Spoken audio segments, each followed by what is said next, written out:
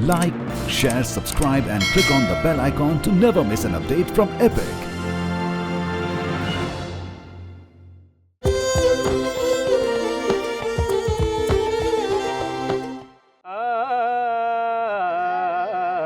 ये है बनारस बना हुआ रस है, ये है बनारस रसों का रस है, ये है बनारस यहाँ मिलेगा हर रसों का रस है।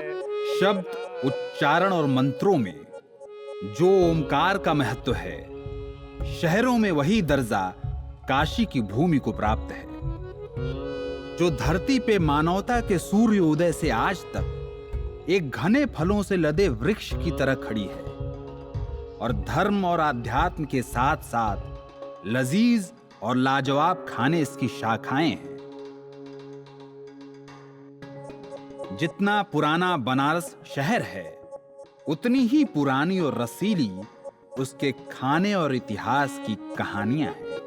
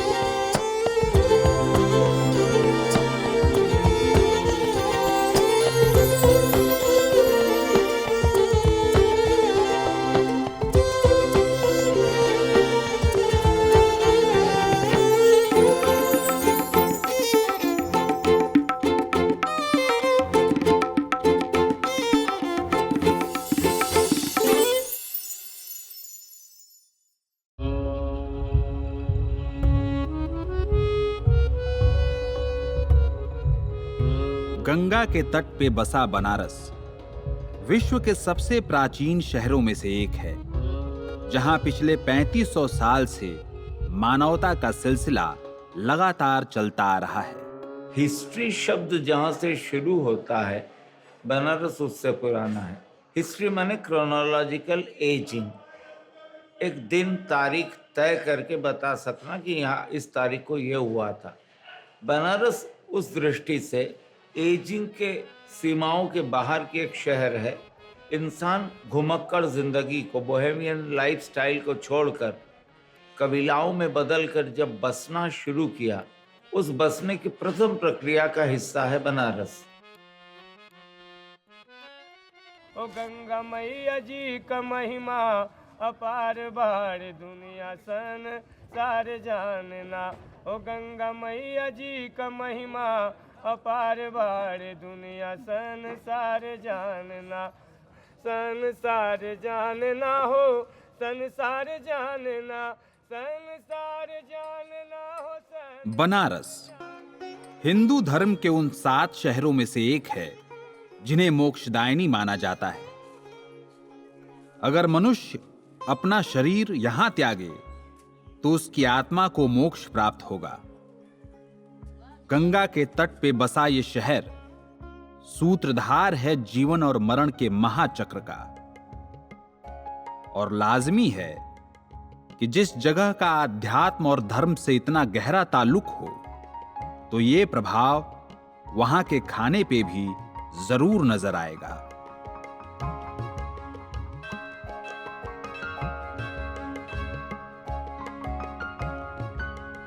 देखिए, हिंदी में एक बड़ा पुराना मुहावरा है, गुजराती में भी एक मुहावरा कहा जाता है कि सूरत नु जमण बनारस नु मरण, कि खाना हो तो सूरत जाओ, मरना हो तो बनारस जाओ। मगर अगर किसी बनारसी से आप ये पूछे तो वो कहेगा बनारस का खाना यहाँ मरने से पहले मोक्ष दिला देता है। कि बनारस के खाने में खासियत ये है कि वहाँ काशी नरेश क्या खाते थे उतना महत्वपूर्ण नहीं है, जितना वो रिक्शा हाथ से खींचने वाला, ठेला खींचने वाला अपनी भंग की तरंग में गले में गमछा बांध के क्या खाता है और भग माँ बहन की गाली देता हुआ चला जाता है, उसके खाने में भी वही संतोष का भाव है। आप सवेरे देखें, आदमी नहाने निकलता है, तेल की कटोरी हाथ में लेकर गंगा तट पर जाता है, डुबकी लगाता है, जब लौटता है तो वो कचौरी छकता है, वो जलेबी छकता है, वो लस्सी पीता है और वो कुछ इस तरह से नाश्ता निपटाता हुआ घर पहुंचता है कि घर में कुछ खाने पकाने का झंझट औरतों को गरीब अमीर किसी के यहाँ नहीं करना पड़ता। मुझे लगता है कि बनारस के माहौल में आदमी बात करता है घाट की, चिताओं की, बनारस की ठुमरी की, बनारस के कथक की। मुझे लगता है कि बनारस के खाने का जो मज़ा है, उसका जो मिजाज है, वो उसके लोकगीत से, उसके शास्त्रीय संगीत से, उसकी तहजीब का एक अभिन्न हिस्सा है। धर्म कोई भी हो, देवत्व काशी में विराजमान है। शिव का अर्थ भले की दृष्टि से लें तो यहाँ के राजा शिव हैं और सभी काशीवासी शिवगण हैं। गंगा मैया जी का महिमा अपार बार दुनिया संसार जानना। ओ बाबा भोले क्या ये महिमा अपार बार दुनिया संसार जानना। भगवान विश्वनाथ और भगवती अन्नपूर्णा, ये दोनों ही यहाँ पर प्रतिज्ञाबद्ध हैं। भगवान कहते हैं कि देवी, एक प्रतिज्ञा आप करिए और एक प्रतिज्ञा मैं करता हूँ कि जब तक इस धराधाम पर मनुष्य जीवित है तब तक आप अन्नपूर्णा के रूप में उसका उदर पोषण करेंगी, और जब उसका शरीर समाप्त हो जाएगा तो मैं उसको तारक मंत्र दे करके मोक्ष प्रदान कर दूंगा।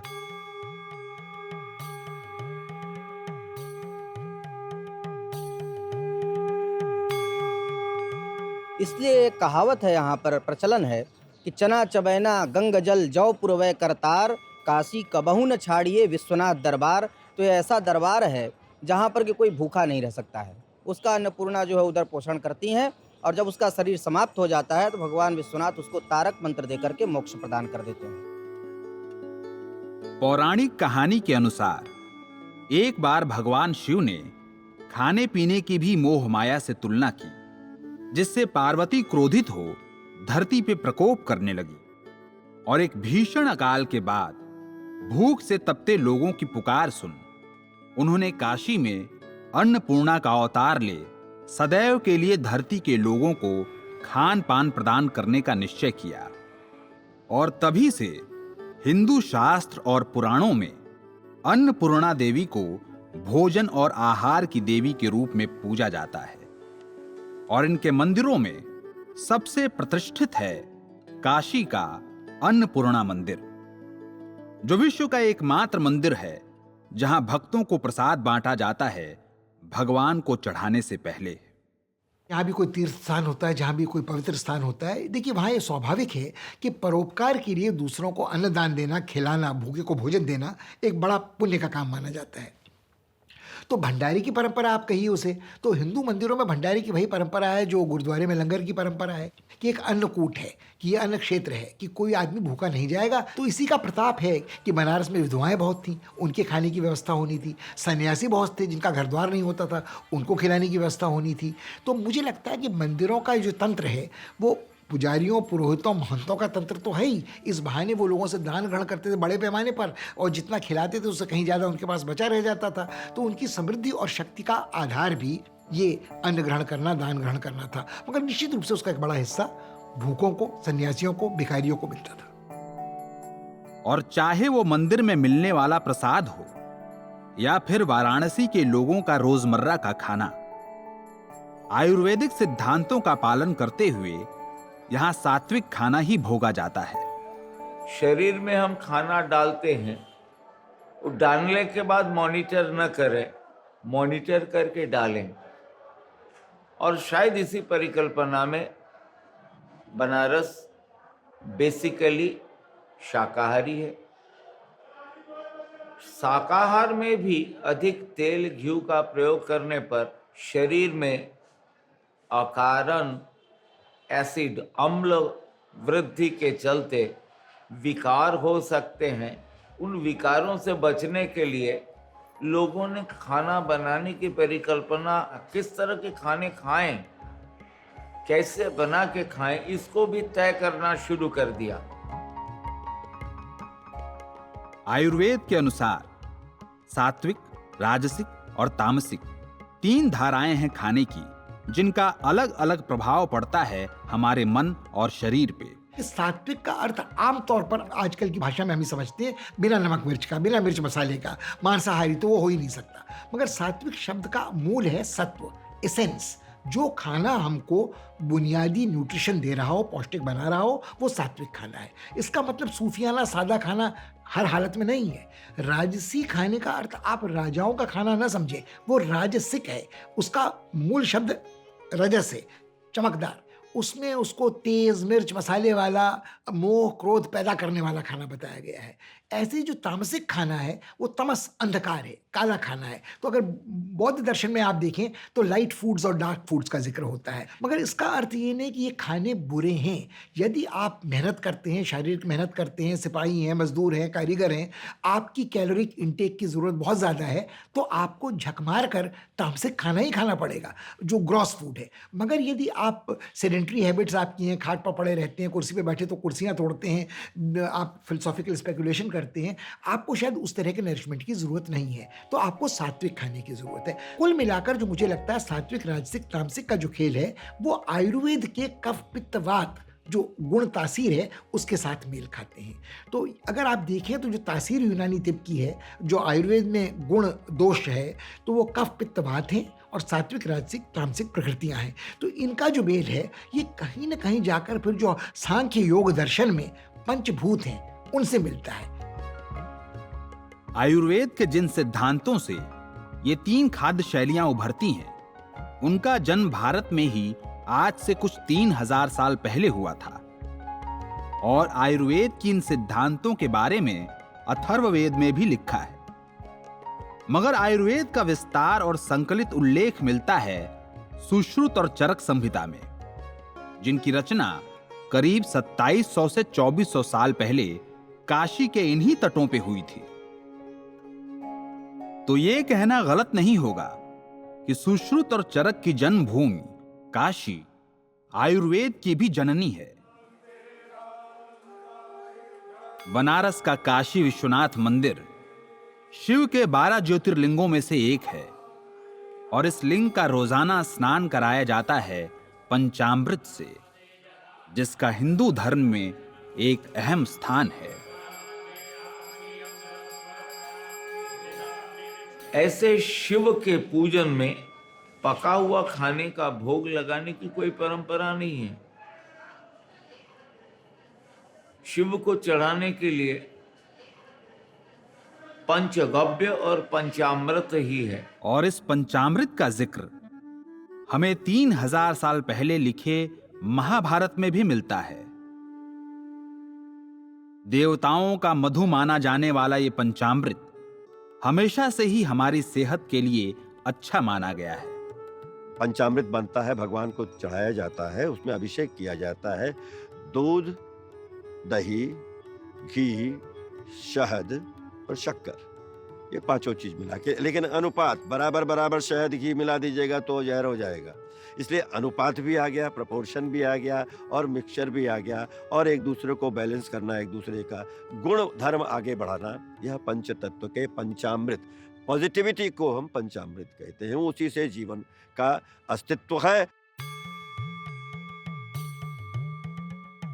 शिव की नगरी काशी में शिव भक्तों की अपनी ही ठाठ है। भगवान का प्रसाद मानी जाने वाली भांग यहाँ के अघोरी, साधु और आम आदमी को भी एक ऐसी मानसिक स्थिति में रखती है जो हमारी दुनिया से थोड़ी परे, थोड़ी हटकर है। शिव का बड़ा घना संबंध भांग से है, तो मुझे लगता है कि कहीं न कहीं शिव को भांग निवेदन नैवेद्य के रूप में देना, फिर प्रसाद के रूप में ग्रहण करना एक बहाना था नशे के सेवन का। मगर आप ये भी नहीं कह सकते कि इस बात का कोई आधार नहीं है। कई ऐसी धर्म परंपराएं हैं, आध्यात्मिक परंपराएं हैं, जिसमें अपने नाते को काटने के लिए मटेरियल जगत से और स्पिरिचुअलिज्म को टटोलने के लिए किसी न किसी मादक द्रव्य का कुछ न कुछ प्रयोग किया जाता है, संयत मात्रा में या असंयत मात्रा में, और you alter your perceptive stage. तो आप अपने जो इंद्रियों से अनुभूतियाँ होती हैं, उससे परे जाने की कोशिश करते हैं। मुझे लगता है ये एक व्याख्या आम आदमी के मन में है। और शिव के साथ ये है कि शिव तो औगण है, उनको तो हमेशा एक चढ़ाई रहता है, कोई न कोई तरंग उनके ऊपर रहती है। शिव खुद भांग बहुत पीते हो ये नहीं कहा जाता है। शिव के ऊपर जो चढ़ाया जाता है वो धतूरा है, जो जहरीला बीज है, जिसको लोगों को पागल करने को लोग कहते हैं, खिलाया जाता है पान आदि में धर कर। मगर शिव के लिए खुद भांग का नशा होना ज़रूरी नहीं, वो तो मस्त है, औगण है। मगर उनके भक्तों को उनकी स्थिति में आने के लिए किसी बैसाखी की ज़रूरत पड़ती है, तो वो ठंडाई है, वो बूटी है जिसे आप पीते हैं। और इस भांग का पौधा कैनबिस भारत में हमेशा से ही पाया जा रहा है और भांग का जिक्र हमें 3000 साल पुराने वेदों में भी मिलता है।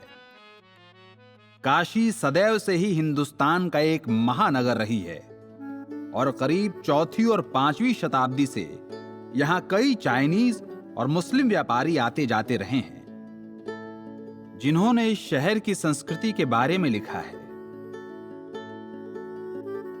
डच व्यापारी लिंकस्टेन जब भारत आए 1580 में, तो उन्होंने भी यहां भांग के खुले इस्तेमाल के बारे में लिखा है।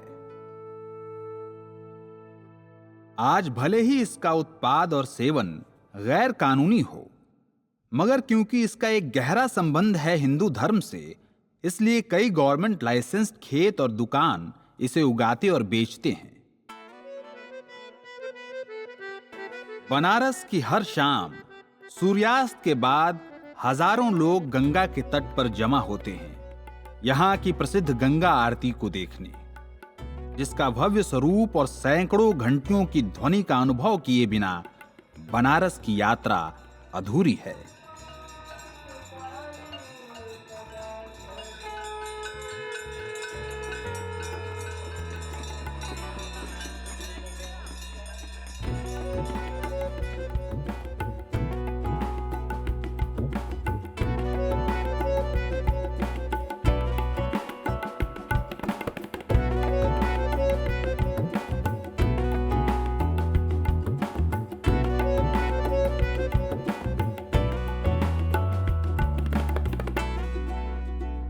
अरे हमहू के दे दर्शनवा, अरे हमहू के दे दर्शनवा, जय हो गंगा महारानी। हजारों साल से लोग काशी आते हैं सत्य और मोक्ष की खोज में, और जाहिर सी बात है कि जो लोग यहाँ तीर्थ यात्रियों की तरह धर्मशाला में रहते हैं, वो अपने साथ अपने बर्तन और चूल्हा लेकर नहीं चलते। ये एक पश्चिमी परिकल्पना है, street side food corners. Banaras में ये परिकल्पना नहीं थी, चूंकि बनारस में कोई जिंदा रहने के लिए आता ही नहीं था, मरने के लिए आते थे। किसी तरह से एक मकान बन जाते थे, मकान बनते तो उसमें सारे लोग मिल के रहते थे। दुकान के लिए उस मकान में कोई जगह निकालना मुश्किल होता था, तो मकान के चबूतरे पर गलियों में लोग नाश्ते की व्यवस्था करते थे, खान पान की व्यवस्था होती थी। इसका और भी एक कारण है, जो लोग यहाँ रहते थे वो दिन भर पूजा पाठ करेंगे या अपने किचन में बैठ के खाना बनाएंगे। लोगों ने उस किचन में घुसने की परेशानी से अपने को निकाल लिया। सुबह 4 घंटा पूजा कर लिया, किसी चबूतरे पे खड़े होकर 4 कचौड़ी खा ली, 2-3 बजे तक कोई आवश्यकता नहीं है। फिर शाम के पूजा पाठ के पहले थोड़ा ठंडे पी लिया, फिर शाम से पूजा पाठ संध्या में लग गए। देखते देखते 8-9 बज गए, अब क्या होगा? तो कहा साहब थोड़ा सा मलाई और इमरती खा लें, जलेबा खा लें, तो जलेबा और मलाई खा लें। तो पता चला कि जो लोग जहाँ रहते थे उस इलाके में उनको फीड करने के लिए दुकानें बनने लगी। पूजा पाठ की दृष्टि से बनारस के सबसे महत्वपूर्ण मंदिर काशी विश्वनाथ के बाहर है कचौरी गली, जहां हजारों लोग रोज आलू की सब्जी के साथ कचौरी खाते हैं। आज के तारीख में भी एक ब्यूटी है, सबसे संपन्न आदमी भी सुबह सड़क पर आके एक साधारण आदमी के बगल में खड़े होकर कचौड़ी खाता है। ये शो करता है यहाँ कुलीन लोग रहते हैं मगर अहंकारी लोग नहीं रहते हैं। मगर बनारस में मिलने वाली ये कचौरी उन जोधपुरी खस्ता कचौरियों की तरह नहीं है जिन्हें हम आम तौर पे कचौरी कहते हैं। बनारस में मिलने वाली कचौरी असल में पूरी या लुच्ची का ही एक रूप है।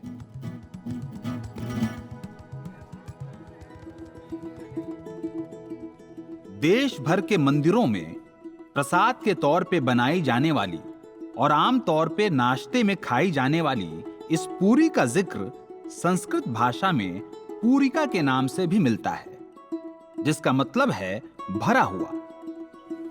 और ये 2000 साल से भी ज्यादा समय से भारतीय खाने का हिस्सा है।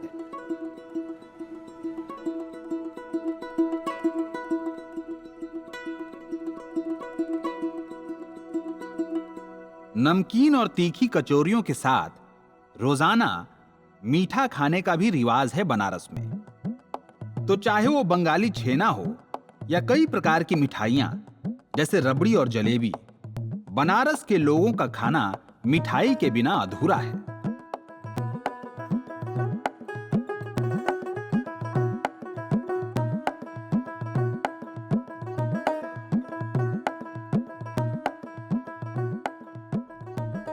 चाहे वो वेजिटेबल हो चाहे ग्रेन्स हो, सबको स्वीट में कन्वर्ट किया है।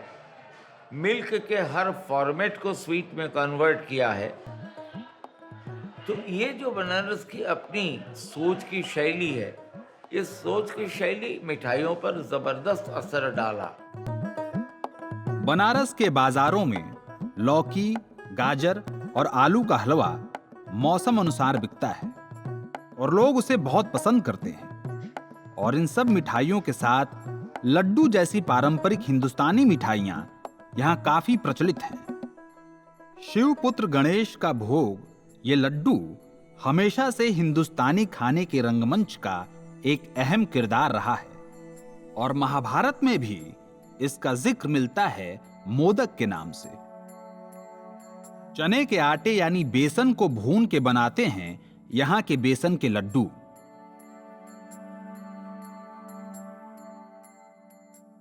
अगर इंसान इतना ताबड़तोड़ मीठा रोज खाए तो भाई उसे पचाना भी तो पड़ेगा।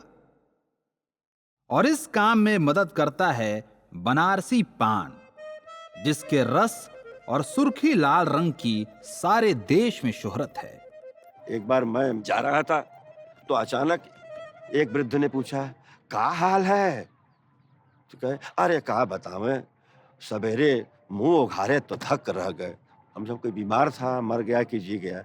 क्या हाल? अरे पानी का छींटा उठा दिए। हाँ भाई, हरे कोई तरह से। बाद में पता चला मगई पान के बारे में बात कर रहे थे वो, कि एक ढोली खरीद लिया, 100 पान है, रोज उसको हाथ फेरते हैं, अधिक पानी न पड़ जाए, सड़ जाएगा, कम भी ना हो जाए।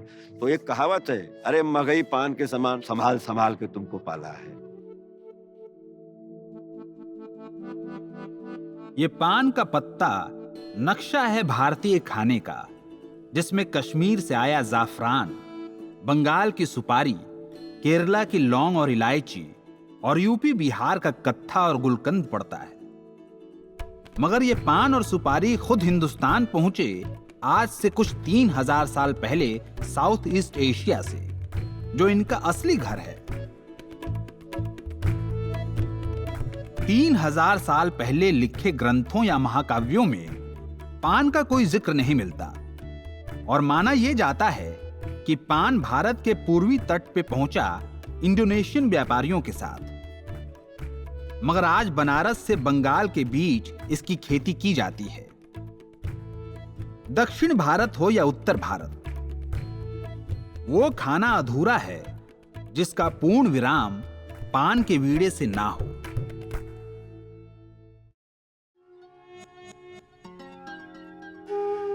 बनारस का इतिहास जानना आसमान की लंबाई या क्षितिज की दूरी नापने के समान है। हमारी संस्कृति के कई पहलू हैं जिन्हें तारीखों के ठप्पे और इतिहास के पोथों में नहीं बांध सकते। और इनमें से एक है काशी की इस प्राचीन नगरी का इतिहास।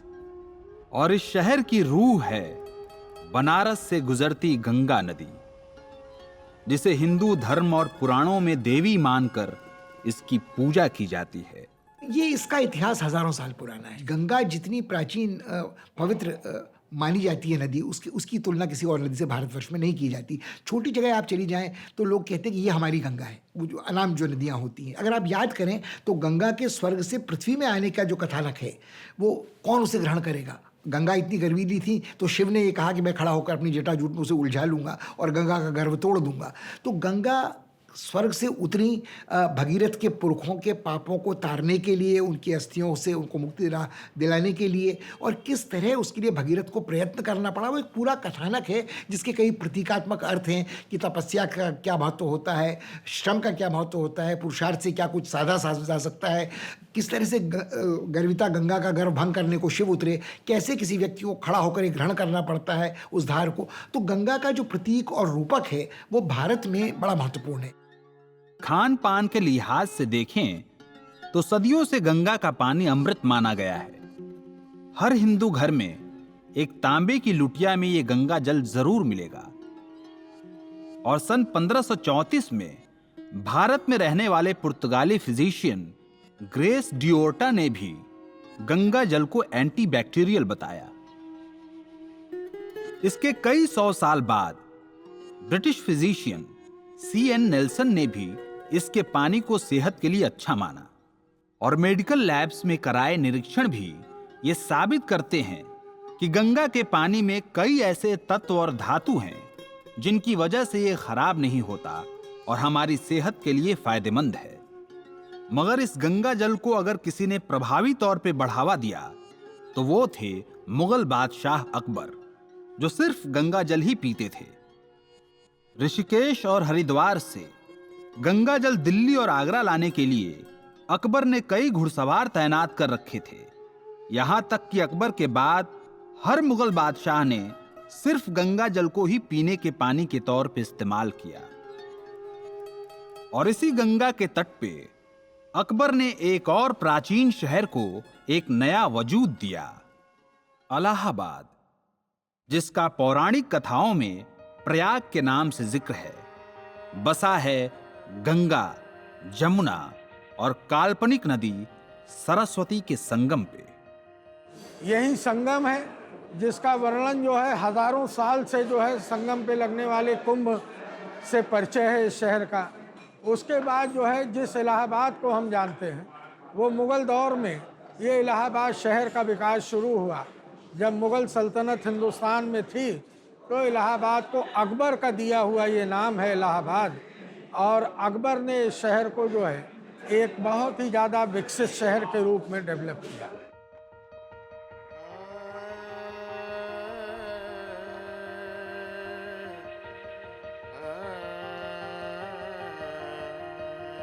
अकबर के शासन में एक फल की खेती को यहां काफी बढ़ावा मिला जो साउथ अमेरिका से भारत पहुंचा। इलाहाबाद का हरे और गुलाबी रंग का अमरूद इतना विख्यात हुआ सारे देश में कि इसके स्वाद को जो एक बार चख ले वो साधारण अमरूद तो फिर खा ही नहीं सकता। इलाहाबाद तो आप बेसिकली जानते हैं कि संगम के लिए प्रसिद्ध है, और दूसरा जो चीज़ है वो सबसे बड़ी चीज़ है कि यहाँ का गुआवा जो है, अमरूद, इलाहाबादी अमरूद जो है बेसिकली ये ब्राज़ील का है, ट्रॉपिकल अमेरिका का फ्रूट्स है। तो हम लोग आप जानते हैं कि इंडिया में मुग़ल लोग आए, मुग़ल के साथ अंग्रेज़ आए, तो धीरे धीरे जहाँ जहाँ अंग्रेज़ गए वहाँ से वो जो भी चीज़ें जैसे चाय, कहवा, कॉफ़ी बाहर से आया, उसी तरह से अमरूद भी धीरे धीरे यहाँ आता गया। जब यहाँ आया तो स्पेशली जब अकबर के समय में इलाहाबाद में इलाहाबादी अमरूद को डेवलप किया गया। इलाहाबाद में आप समझिए आधे ज़्यादा एरिया जो शहर आज बसा है, यहाँ अमरूद के बाग होते थे और स्पेसिफिक नाम से होता था, जैसे काजू की बाग, और जो भी यहाँ लोकल लोग रहते थे तो अपना उनको नाम देते थे। और साथ ही साथ इसमें रेड फ्लेश्ड गुआवा भी होता है, जो आपको ऊपर से ये येलोइश लगेगा लेकिन अंदर से पूरा वो लाल रहता है। काटेंगे जब आप तो अंदर से पूरा लाल दिखेगा। तो जो हम लोगों ने एनालिसिस किया वो निकल के आया कि यहाँ की जो माइक्रो क्लाइमेटिक कंडीशन है, स्पेशली जो हमारा इलाहाबाद का कौशाम्बी और इलाहाबाद के बीच का पोर्शन है, बमरौली एयरपोर्ट का एरिया जो है, वहाँ पे ये कैरेक्टर बहुत ही अच्छी तरह से डेवलप होता है। अगर हम लोग जमुना पार में जाते हैं तो यही रेड कलर जो है फेंट होने लगता है। गंगा और जमुना के बीच का इलाका, जिसे गंगा जमुना दोआब कहते हैं, देश की सबसे उपजाऊ धरती में से एक है, जहां कई प्रकार के फल, सब्जी और अनाज उगते हैं। हिंदुस्तान की हर रसोई में पाए जाने वाले आलू को भी थोक में उगाया जाता है गंगा जमुना दोआब में। आलू का विकास आज से कुछ 5000 साल पहले साउथ अमेरिका में हुआ और यह भारत पहुंचा करीब 300 साल पहले यूरोपियंस के साथ। आलू का भी अपना एक हिस्ट्री है। ये आलू भी आप विंटर लविंग प्लांट है, तो ये हमारा साउथ अमेरिका से ये प्लांट आया। पहले जब इंग्लिश मैन अपने ब्रिटिश लोग आए तो ये आलू भी वो लोग लेके आए, तो पहले कुफरी में लेके आए। कुफरी आप देखें शिमला के पास में है, वहाँ पोटैटो रिसर्च सेंटर भी है। वहाँ से धीरे धीरे फैलता फैलता है, जहाँ जहाँ भी ये लोग गए, अंग्रेज़ लोग, ये सारी चीज़ें वहाँ फैला दिए। तो पोटैटो भी की भी हिस्ट्री है कि ये भी बाहर से अपना आया हुआ प्लांट है और धीरे धीरे अपने कंट्री में ये भी फैल गया और शिमला से होते हुए आपका इलाहाबाद सब जगह आता गया ये। और यूपी के आसपास के इलाके में इस आलू की पूरी कचौरी के साथ सब्जी बनाई जाती है या फिर गेहूं की लिट्टी के साथ आलू और बैंगन का चोखा बनाया जाता है। स्वीट जैसे हम लोग के यहाँ आप देखेंगे कि हर चीज़ में आपको आलू, अगर पराठा बन रहा है, कचौड़ी बन रहा है, सब जगह आलू आपको मिलेगा। और आलू का जैसे हम लोग चटपटा कहते हैं यहाँ, तो इलाहाबादी लोग चटपटा बहुत खाते हैं। और जगह तो गोलगप्पे होते हैं, यहाँ पे टिकिया भी बहुत फेमस है। चूँकि हमारा जो एक इलाहाबाद का सुराव तहसील है वो आलू का हब है, बहुत अधिक आलू का प्रोडक्शन वहाँ पे है। और आलू के भी बहुत ही डिशेज, लोग हलवा भी बना लेते हैं। जैसे यहाँ फास्ट रखेंगे तो लोग उसमें आलू का हलवा बना के खाते हैं। इस आलू का जन्म भले ही साउथ अमेरिका में हुआ हो और भारत ये यूरोपियंस के साथ पहुंचा हो, मगर आज ये आलू उतना ही हिंदुस्तानी है जितना कि दूध, गेहूं या चावल।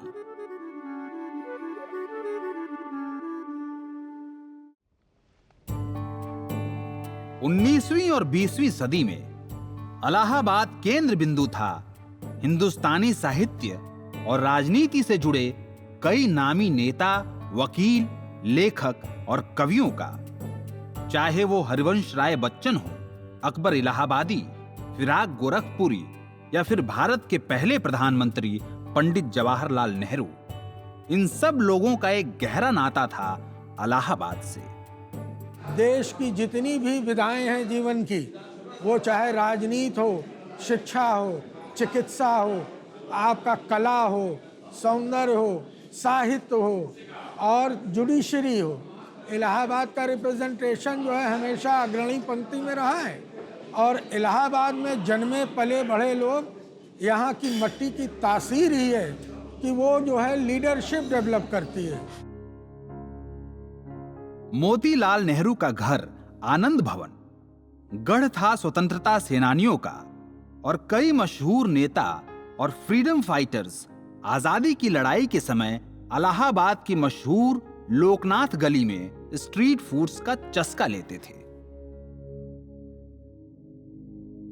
इलाहाबाद की गलियों में ये जो दुकानें थी, जहाँ पूड़ियाँ बनती थी, जहाँ कचौड़ियाँ बनती थी, जहाँ जलेबियाँ बनती थी, जहाँ इमरतियाँ बनती थी, जहाँ समोसे बनते थे, जहाँ खस्ते बनते थे, जहाँ दमालू बनते थे, जहाँ बेसन के सेव बनते थे, जहाँ रबड़ियाँ बनती थी, जहाँ कुल्फियाँ बनती थी, वो सब इलाहाबाद में उनकी भरमार थी। और वो सब जुड़े थे किसी गली से, किसी मोहल्ले से, किसी कूचे से, और वो विख्यात हो गए। और इस गली में मौजूद नेतराम की दुकान पिछले 100 साल से चटपटी आलू पूरी की सब्जी परोसती आ रही है कई मशहूर हस्तियों को, और इलाहाबाद के आम लोग भी इसका मजा भरपूर लेते हैं। मगर जहां दिल्ली और बनारस जैसे शहरों में स्ट्रीट फूड्स हमेशा से उनके खाने का एक पहलू रहा है, इलाहाबाद में ये एक नया दौर था। आज़ादी के पहले अंग्रेजी हुकूमत में हिंदुस्तानी नागरिकों के लिए कोई रेस्टोरेंट कंसेप्ट इस तरीके के नहीं था सिविल लाइंस एरिया में। आज़ादी के बाद सोसाइटी जो है प्रोग्रेस करने लगी, प्रगतिशील होने लगी, हम प्रोग्रेसिव होने लगे, लोग घर के बाहर निकलने लगे और ईटिंग्स का भी कंसेप्ट बदल गया।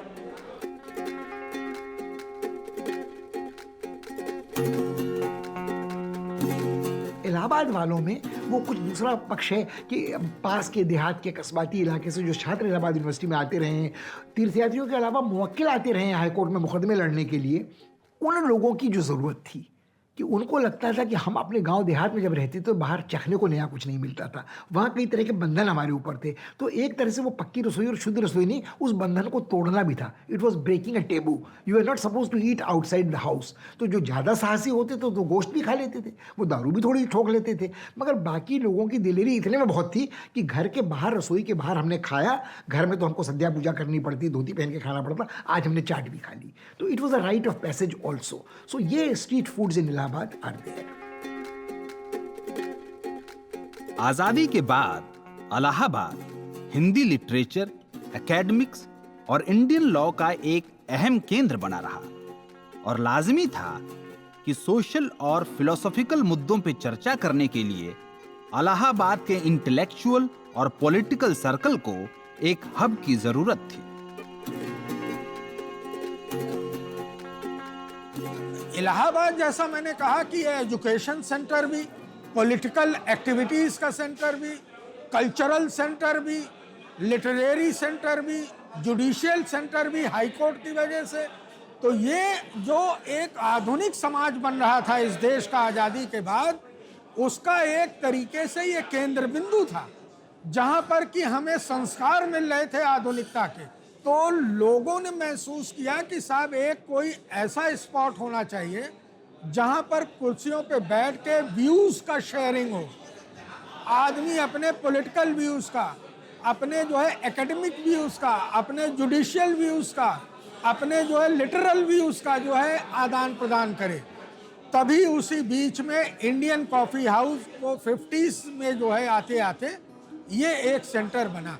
और ये जब सेंटर बना तो मैं इस बात को तो दावे के साथ कह सकता हूँ कि इलाहाबाद को कॉफ़ी एक साउथ इंडियन प्रोडक्ट है। कॉफ़ी पहले केवल अंग्रेज़ों के क्लब तक ही सीमित थी, तो जब ये कॉफ़ी हाउस बना तो साहब कॉफ़ी का टेस्ट लोगों ने जाना।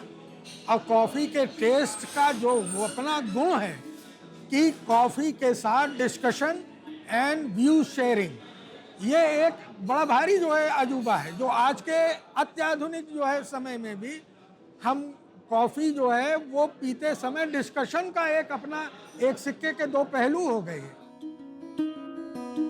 और आज भी इस कॉफी हाउस में उस पुराने दौर की तरह लोग कॉफी और चाय का दस्तूर जारी रखे हैं।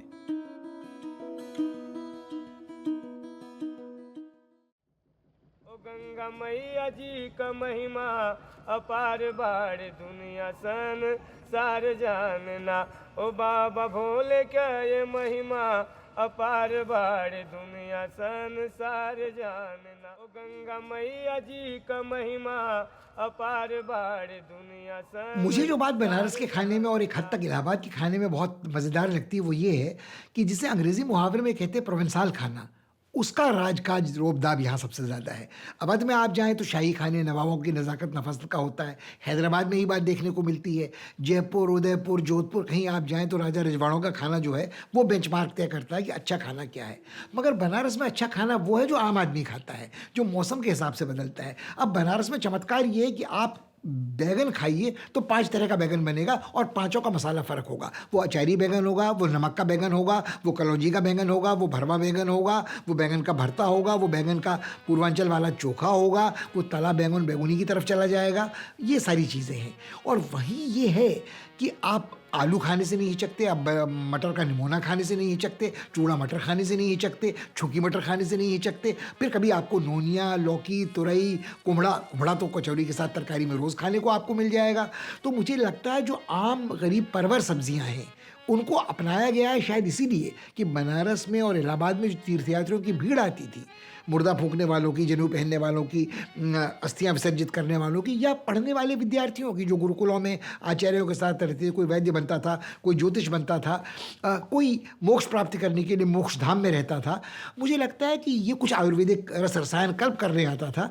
तो मुझे लगता है ये देसी मिट्टी की जो महक है वो बनारस के खाने में तो बरकरार है ही, एक हद तक इलाहाबाद में भी देखने को मिलती है। और जो इन शहरों के आसपास का देहाती इलाका है उससे कभी यहाँ का खाना अलग नहीं हुआ है। कच्ची घानी का सरसों का तेल आ जाएगा, चुरट की अरहर की बिना पॉलिश की दाल आ जाएगी। बासमती को लोग उतना भाव नहीं देंगे जितना मोटा स्वादिष्ट चावल को देंगे। वो काला नमक हो सकता है, वो तिलक चंदन हो सकता है, वो हंसराज हो सकता है। मुझे लगता है कि ये तत्व जो यहाँ के खाने का है, ये यहाँ की सबसे बड़ी चीज़ है। राजस्थानी बाटी से ही मिलती जुलती गेहूं और सत्तू से बनी लिट्टी काफी मशहूर है उत्तर प्रदेश और बिहार में। और इस लिट्टी को खाया जाता है आलू और बैंगन से बने चोखे के साथ, जो अपने स्वाद और तासीर में भरते जैसा होता है। जहां आलू भारत में ही सिर्फ 300 साल पहले आया अंग्रेजों के साथ, वहीं माना यह जाता है कि बैंगन का विकास हिंदुस्तान में ही हुआ और ये यहीं से सारे विश्व में पहुंचा। 6ठी शताब्दी में चाइनीज रिकॉर्ड्स में भी भारत में बैंगन का जिक्र मिलता है और अगली कई सदियों तक यूरोप में बैंगन उगाने के तरीकों के बारे में लिखा जाता है, ये बताते हुए कि ये हिंदुस्तान से आई हुई सब्जी है।